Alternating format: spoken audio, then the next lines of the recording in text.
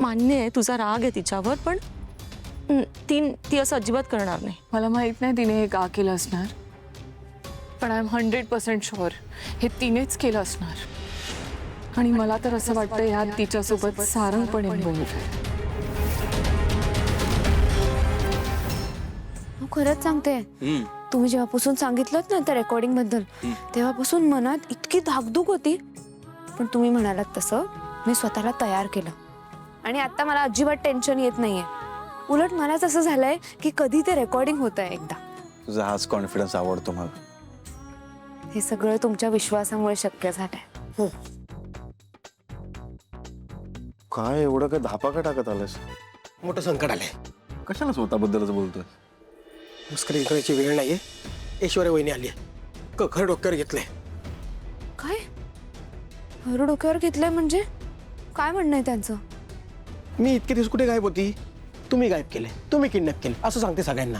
कसं शक्य आहे सारंग सर? अगं नाही सावली, मला वाटलं तूच म्हणजे जगन्नाथजींसोबत काहीतरी प्लॅन वगैरे केलंस की काय?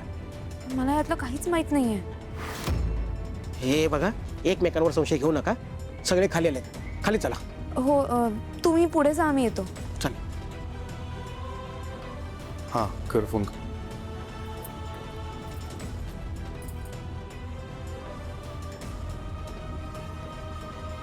हॅलो ऐश्वर्या, हा सगळा काय प्रकार आहे प्लीज सांगशील का आम्हाला? का अशी वागतेस तू आणि कुठे होतीस तू इतके दिवस?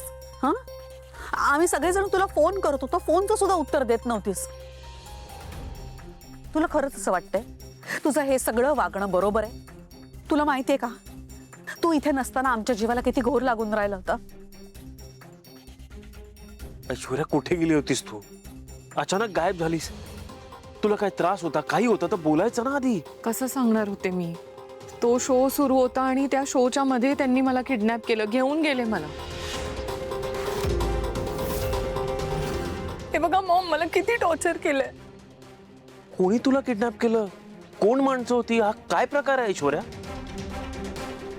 हा प्रश्न मला विचारण्यापेक्षा त्या सावलीला विचारला तर खूप बरं होईल. सावलीचा काय संबंध? काय संबंध आहे? आय एम 100% शुअर हे सगळं तिनेच घडून आणलं असणार. काय बोलतेस तू ऐश्वर्या? सावली असं का करेल? तोंडाला येईल ते बरळू नकोस. डॅड कम ऑन, तोंडाला येईल ते बोलत नाहीये मी. मला माहितीये तिच्याविषयी बोललेला एकही शब्द तुम्हाला पटणार नाही, कारण ती तुमची खूप लाडकी आहे ना. आणि मी बोलते मग का विश्वास ठेवणार तुम्ही? ती मुलगी खूप चॅप्टर आहे.